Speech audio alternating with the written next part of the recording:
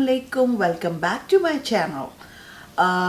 आपने पिछली अगर वीडियोस नहीं देखी हैं अबाउट रीडिंग स्ट्रैटेजीज़ और रीडिंग कॉम्प्रिहेंशन, वो ज़रूर देखिए बिकॉज़ अब मैं आ रही हूँ राइटिंग की तरफ।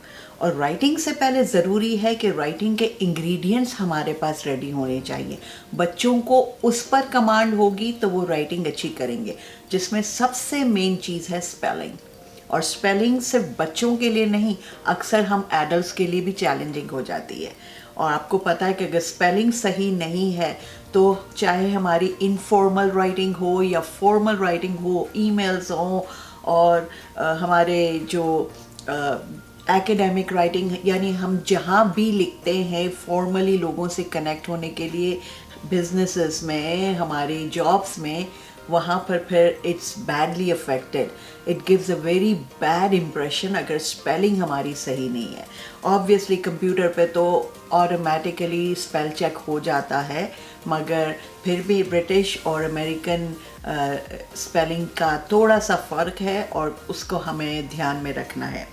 तो मैं आज आपको कुछ टिप्स दे रही हूँ कि आप बच्चों की स्पेलिंग स्किल्स कैसे डेवलप करेंगे, और उसके बाद मैं आपको स्ट्रैटेजीज बता रही हूँ how to build their spelling in the classroom and how to build their vocabulary.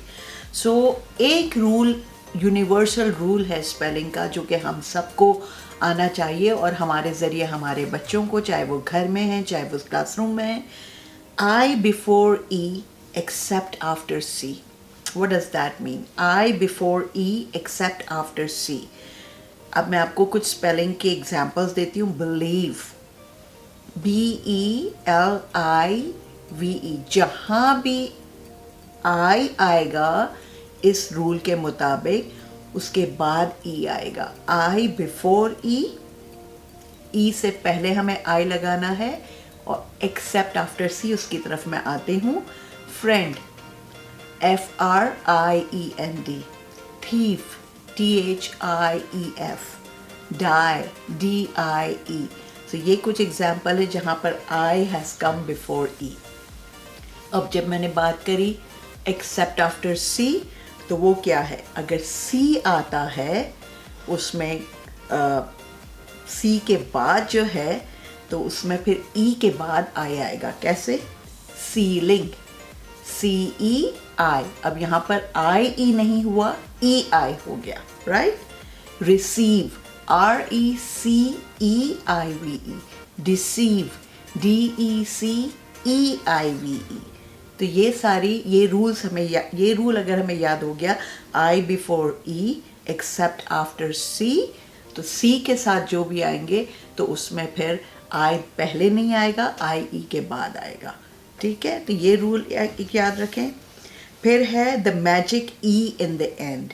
ठीक है, अब हमें पता है हमारे पास 5 वावल्स हैं, AEIOU, ये वावल्स हैं। 26 लेटर्स जो हैं हमारे अल्फ़ाबेट में, ये वावल्स हैं, और बाकी जो लेटर्स हैं उसको हम कॉन्सोनेंट बोलते हैं। ठीक है, तो मैजिक E क्या है?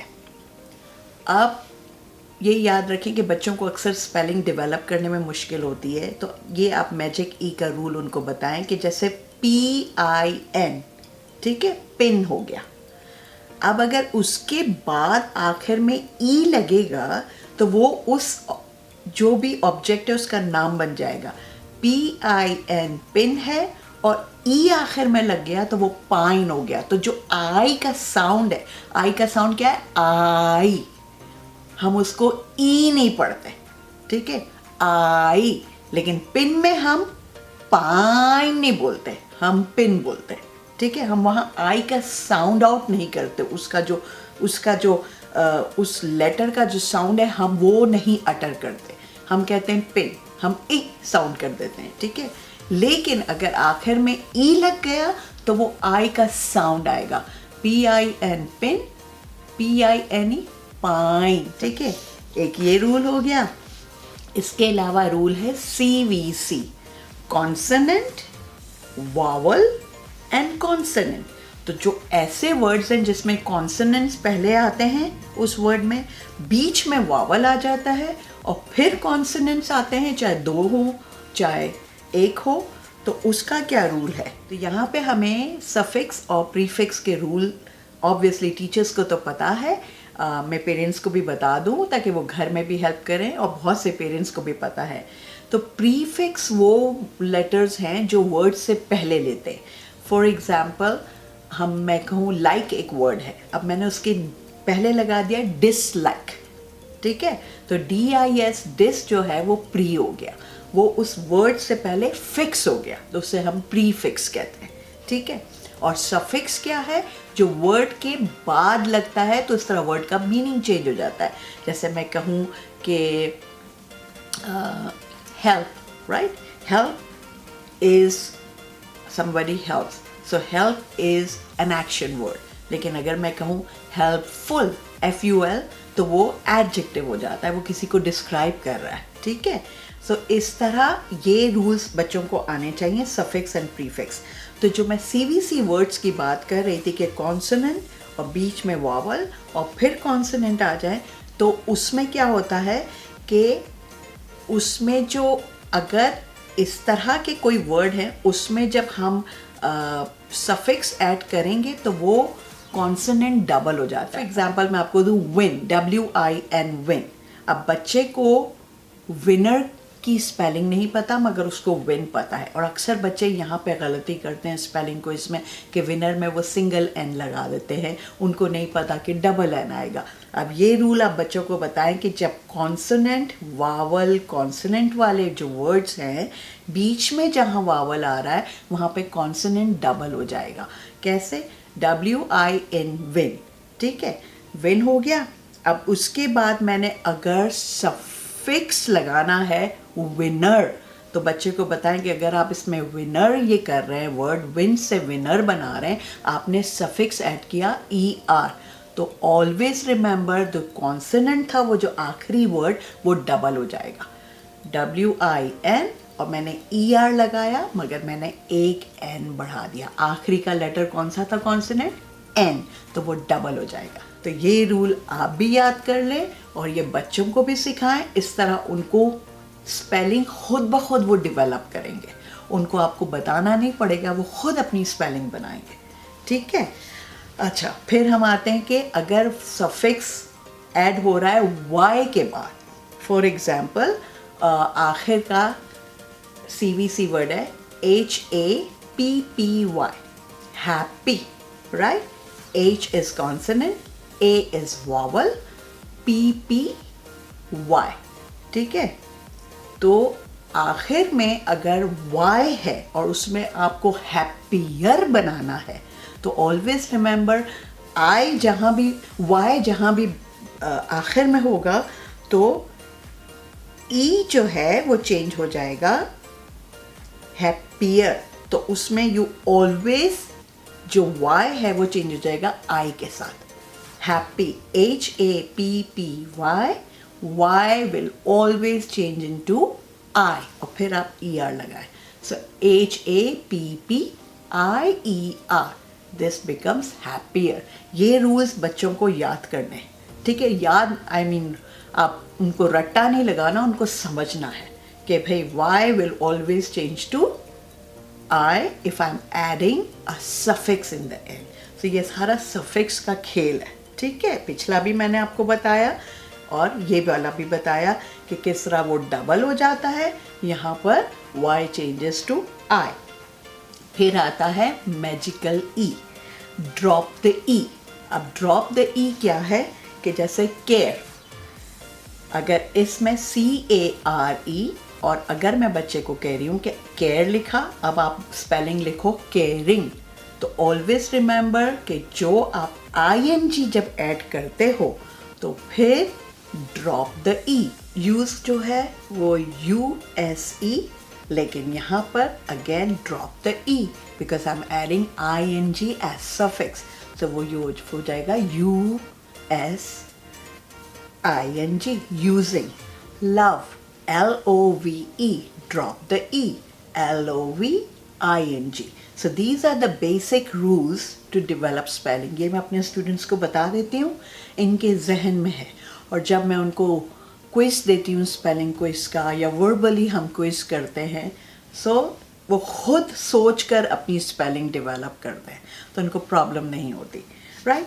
अब ये तो सारे बेसिक रूल्स थे। अब मैं आपको स्ट्रैटेजीज़ बताऊं कि आप क्या क्या क्लासरूम में कर सकते हैं, घर पे कर सकते हैं, ताकि बच्चों को स्पेलिंग जो है ना वो एक मॉन्स्टर ना लगे, उनको हॉन्ट ना करे। कि अक्सर बच्चे लिखने से क्यों भागते हैं कि उनको पता है कि they struggle in spelling. First of all, let them right. अगर आप कोई राइटिंग भी करा रहे हैं, लेट देम राइट, ठीक है। उनको बीच में ना रोकें, क्योंकि जब मैं राइटिंग की बात करती हूँ, अगर आपने मेरे क्लासरूम टूर की वीडियो देखी है तो मैंने आपको बताया था कि मेरे बोर्ड पे लिखा हुआ है कि पहले हम ब्रेनस्टॉर्म करते हैं, फिर हम फर्स्ट ड्राफ्ट लिखते हैं, फिर हम एडिटिंग करते हैं। तो जो फर्स्ट ड्राफ्ट होता है उसमें मैं उनको कहती हूँ, don't worry about the punctuation, don't worry about the spelling, you just right, put your thoughts. फिर जब एडिट करते हैं तो वो खुद जाते हैं पीछे, okay this doesn't make any sense, यहाँ मेरी स्पेलिंग गलत है, यहाँ मेरा पंक्चुएशन नहीं है, तो ऑटोमेटिकली। तो स्पेलिंग डेवलप करने के लिए मैं कुछ स्ट्रैटेजीज करती हूँ, कुछ गेम के थ्रू मैं उनको करवाती हूँ, तो ये मैं आपके साथ शेयर कर रही हूँ। तो आप इस तरह के एक मेरे पास शीट होती है, आप शीट बना लें, जिसमें मैंने इसमें 1 से लेकर 40 तक नंबर्स दिए। तो ये आप माइक्रोसॉफ्ट वर्ड पे एक शीट बना लें 1 से लेकर 40 तक। अब 40 मैंने नंबर दिए हैं, चाहे आपको कितने भी देने हो, आपको 24 देने, 25 देने, 40 देने, 50 देने, इस तरह के मेरे 50 कार्ड्स बना लिए। और ये कार्ड्स क्या है? ये हैं स्क्रैबल कार्ड्स। अगर आपके पास क्लासरूम में स्क्रैबल की गेम नहीं है, इस तरह के आप मैनिपुलेटिव तैयार करें। और ये कार्ड्स पे क्या है, यहाँ पर डिफरेंट लेटर्स हैं, ठीक है। हर कार्ड पर आप अलग अलग टेक्स्ट बॉक्स के अंदर अलग अलग एक लेटर लिख लें। यहाँ पे RNTIAWL, और इस पर मैंने कार्ड का नंबर दे दिया, कार्ड नंबर 15, ठीक है। तो मैं हर जो ग्रुप में बच्चे बैठे मैं हर एक को एक डिफरेंट देती हूँ। फिर मैं कहती हूँ आप स्वैप करें, ठीक है। फिर जब वो इससे फारिग हो जाते हैं वो दूसरे के साथ एक्सचेंज कर लेते हैं। तो फिर इस पे ये जो लेटर्स हैं इस पे लिखा हुआ है, how many words can you make out of these letters. अब ये देखें, ये बिल्कुल रैंडम लेटर्स है, RNTIAWL।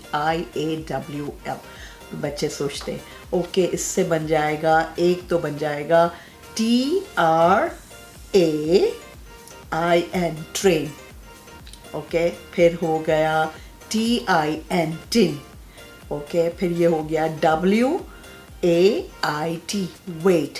फिर मैं इनसे कहती हूँ कि ये एक तरह से बच्चों के अंदर, ओह आपने कितने बनाए, how many did you make, how many. फिर सबका एक कंपैटिटिव स्पिरिट आ जाती है कि मैंने ज़्यादा बनाया, मैंने।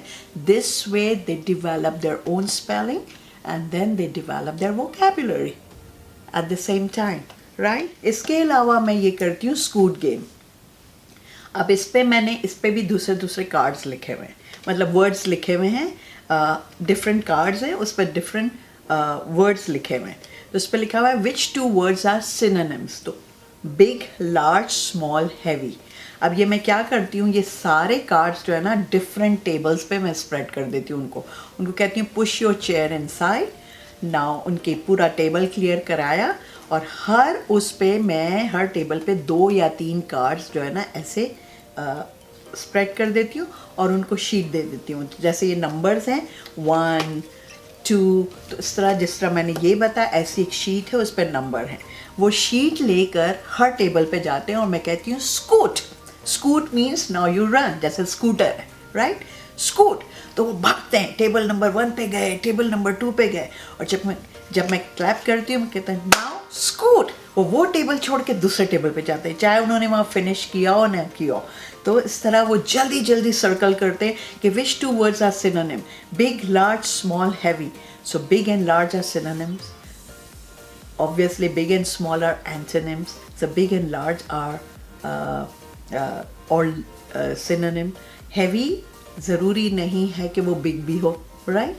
तो सब वो सोचते हैं, तो इस तरह वो वर्ड्स इनकी नज़र से गुजरते हैं, तो स्पेलिंग भी आ जाती है, वोकैबुलरी भी डेवलप हो जाती है, और उनको पता चल जाता है सिनोनिम और एंटोनिम का। इसके अलावा मैं उनको इस तरह के फ्लैश कार्ड्स देती हूँ, ऑल्दो ऑलरेडी, और समटाइम्स तो इस तरह के मैं कार्ड्स उनके टेबल पे स्प्रेड कर देती हूँ लैंग्वेज आर्ट के लेसन में। मैं कहती हूँ ये सारे वर्ड्स हैं और आपको एक पैराग्राफ में यूज़ करना है।